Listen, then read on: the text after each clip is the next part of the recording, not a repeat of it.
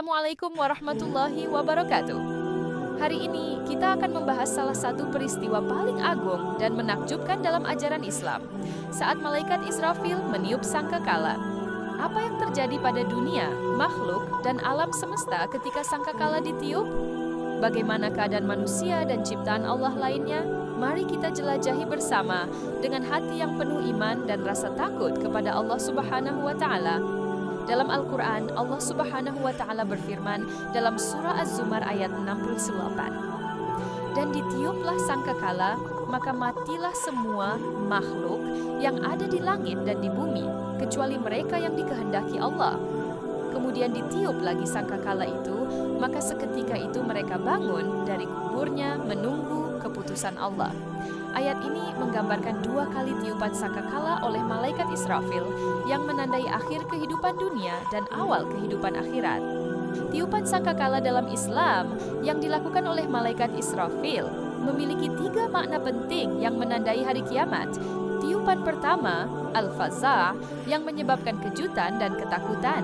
Tiupan kedua, al-sya'iq, yang menyebabkan kematian seluruh makhluk. Dan tiupan ketiga, al-bards, yang membangkitkan semua makhluk yang telah mati. Malaikat Israfil adalah salah satu malaikat utama yang ditugaskan oleh Allah untuk meniup sangkakala. Dalam sebuah hadis riwayat Imam Muslim, Rasulullah SAW bersabda, "Bagaimana aku bisa bersenang-senang, sedangkan malaikat yang memegang sangkakala telah meletakkan sangkakala itu di mulutnya, menundukkan dahinya, dan menunggu perintah kapan ia harus meniupnya?" Bayangkan saudara-saudara, malaikat yang mulia ini selalu siap menjalankan perintah Allah. Tiupan sangkakala bukanlah peristiwa biasa. Ia adalah momen yang akan mengguncang seluruh alam semesta, mengakhiri segala yang kita kenal, dan membuka babak baru kehidupan abadi di hari kiamat.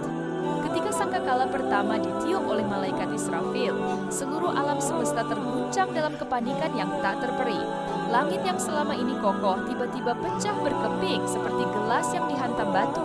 Retakannya membentang hingga ke ujung cakrawala. Suara tiupan sangkakala itu menggelegar melintasi dimensi, mengguncang jiwa setiap makhluk.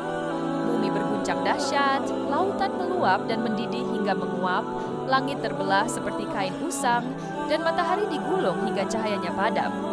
Kegelapan menyelimuti semesta, hanya diselingi oleh kilatan petir dan gemuruh yang menggetarkan tulang.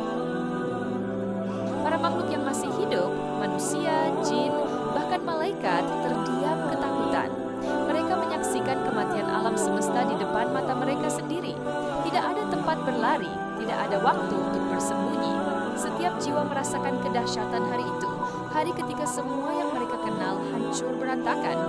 Inilah hari yang telah diperingatkan oleh para nabi, hari kehancuran total sebelum kebangkitan dimulai. Saat sangkakala pertama ditiup, tidak ada yang tersisa selain kehancuran, menunggu tiupan kedua untuk membangkitkan semua yang telah mati, atau diangkatlah bumi dan gunung-gunung, lalu dibenturkan keduanya sekali bentur. Maka pada hari itu terjadilah hari kiamat dan terbelahlah langit, karena pada hari itu langit menjadi lemah. Kamsenggiris Al-Haqqah 13:16. Setelah itu Allah memerintahkan Israfil meniup antkali kedua, yang menyebabkan kematian para malaikat, termasuk malaikat Israel, pencabut nyawa. Hanya Allah yang tetap hidup, maha kekal. Cek hadits riwayat Bukhari. Nipsen, kemudian Allah memerintahkan Israfil meniup lagi, maka matilah siapapun yang tersisa, termasuk Israfil sendiri. Setelah bumi hancur dan semua makhluk mati, Allah menghidupkan kembali Israfil untuk meniup tiupan ketiga. Inilah tiupan kebangkitan. Seluruh manusia sejak Nabi Adam hingga orang terakhir dibangkitkan untuk menghadap Allah di padang mahsyar. Peristiwa ini bukan sekadar cerita menakutkan, tapi peringatan nyata bagi kita semua. Kiamat pasti terjadi dan kita tidak tahu kapan.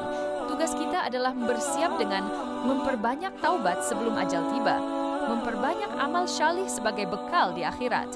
Selalu ingat kematian agar tidak terlena dunia. Jika video ini bermanfaat, jangan lupa like, share, dan subscribe Mind untuk konten Islami lainnya. Mari kita sama-sama mempersiapkan diri menghadapi hari yang pasti datang. Sampai jumpa di video berikutnya, insya Allah.